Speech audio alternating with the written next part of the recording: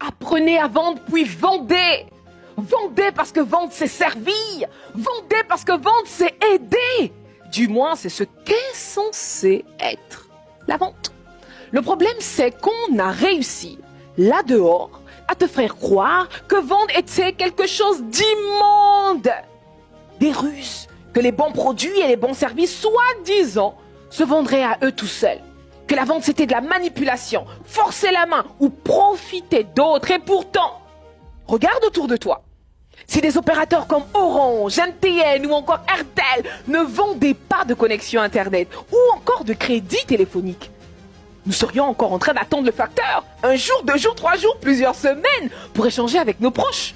D'ailleurs, une grande partie de nos entreprises aujourd'hui fonctionneraient au ralenti et des milliers d'opportunités n'auraient peut-être jamais vu le jour aujourd'hui. Si des écoles, des universités ou des centres de formation ne vendaient pas leurs services, combien de talents seraient restés à l'état de potentiel? Combien de médecins, d'ingénieurs, d'artisans ou d'entrepreneurs n'auraient jamais pu développer les compétences qui ont changé leur vie et celle des autres autour d'eux?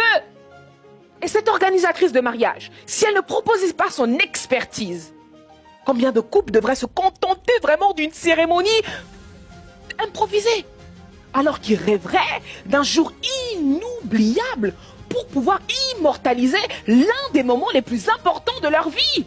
Alors le problème n'a donc jamais été la vente.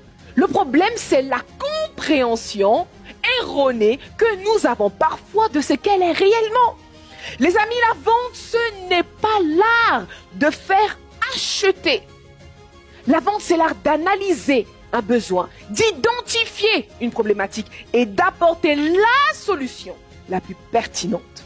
Voilà pourquoi une vente réussie devrait se terminer par « Oh, Monsieur Jean, merci.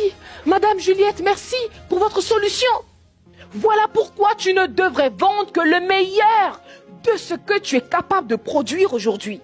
Et si ton produit ou ton service n'est pas encore à la hauteur, retire-le.